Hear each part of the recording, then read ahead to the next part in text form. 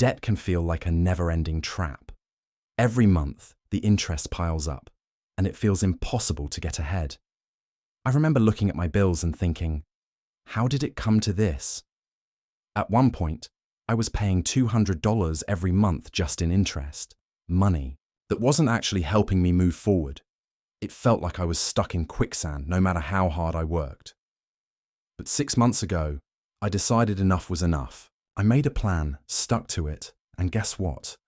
I paid off $10,000 in just half a year. If you feel stuck in debt, keep watching.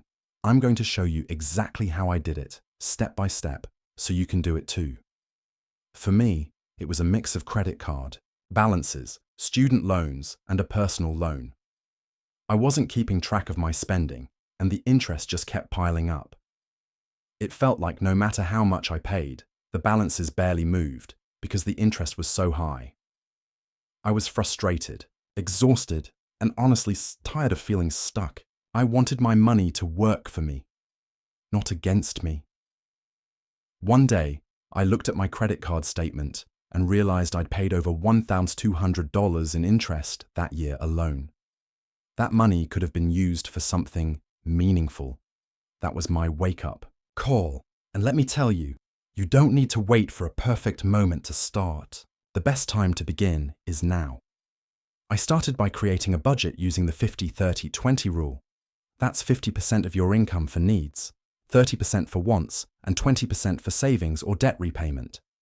When I tracked my spending, I realized I was spending $200 a month on things like subscriptions and eating out, money that could have gone straight to my debt. So, I made some changes. I cancelled unused subscriptions, cooked at home more, and focused on being intentional with every dollar. And it didn't stop there. I knew I needed to increase my income to tackle this faster. I started freelancing on platforms like Fiverr and Upwork, which brought in an extra $500 a month. I also drove for Uber a few nights a week. Adding another $300, even a few extra hours a week, can make a big difference. Use that extra income to target your debt aggressively. I used the Debt Avalanche Method, which means I focused on paying off the debt with the highest interest rate first. This saved me money long term, even though it took some discipline. To keep myself motivated, I had a debt-free tracker on my wall. Every time I made a payment, I'd update it, and seeing my progress kept me going. I also rewarded myself for milestones. When I paid off my first $1,000, I treated myself to a homemade spa day. Simple, but meaningful. And here's something that really helped. I joined online, debt-free communities. Seeing other people's stories reminded me that I wasn't alone and that this goal was achievable.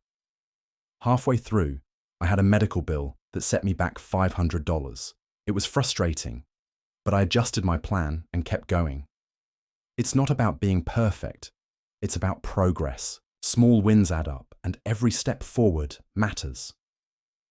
When I made my last payment, it felt surreal. I no longer owed anyone a single dollar.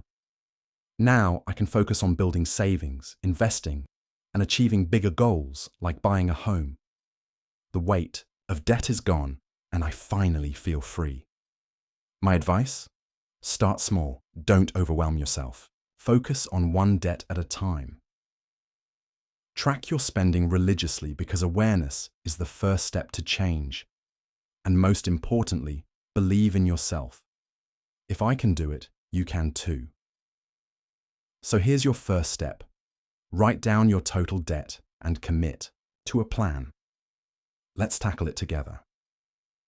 Comment below with your debt-free goals or share this video with someone who needs a little inspiration.